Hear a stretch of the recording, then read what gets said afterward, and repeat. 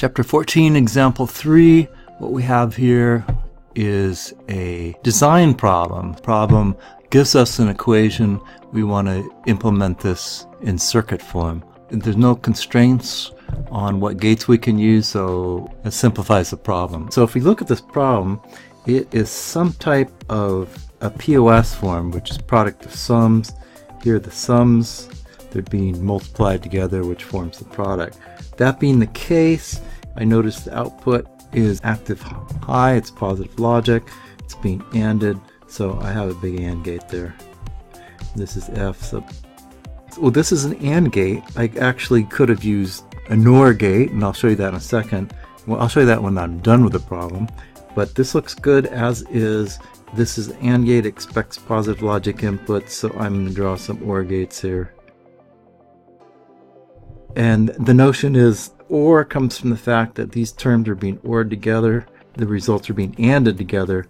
The interior of this is arbitrarily positive logic, and like I said, I'll show you how you can switch that in the end. So these, next I'm going to write down these outputs, logic levels, according to the problem, and then connect them accordingly. Now, like I always said, I like guessing on these and see if I'm right. And so I'm going to connect this directly to here. I need to make this, I need an A active high of positive logic, so this is, which is what I don't have here. If I use equivalent signals, I end up with an A bar, so that's not correct. And so what I'm going to need to do on this thing is drop an inverter in here. Okay, so this is going to be A sub high. Alright, and that's what it expects, that's what it gets. Using the same logic on B here, it comes in as negative logic and it needs to be switched to positive logic. Because I have a no overbar over this, I'm going to need an inverter in this one too. So I'm just going to connect that directly, make sure that works. B sub high, looks good. And lastly, I'm going to take a guess on D here.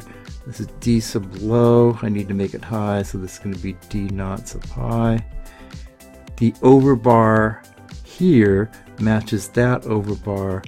All three gate inputs here are positive logic. Everything's good for this gate. I actually guessed right on this one. This one is this gate here.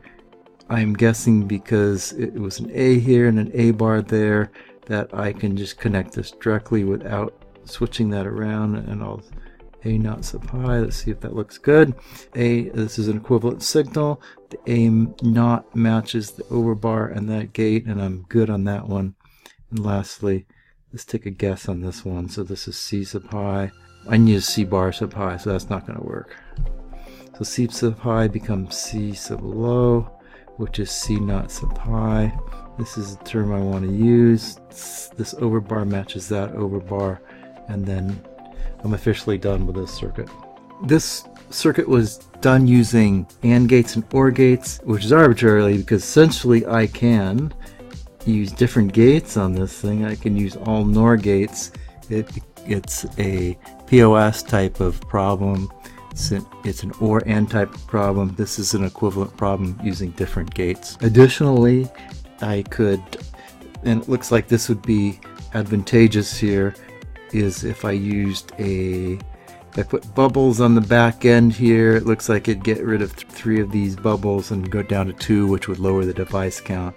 I'm not going to do that. But once again, you can put bubbles on the back end of these to reduce those input inverters.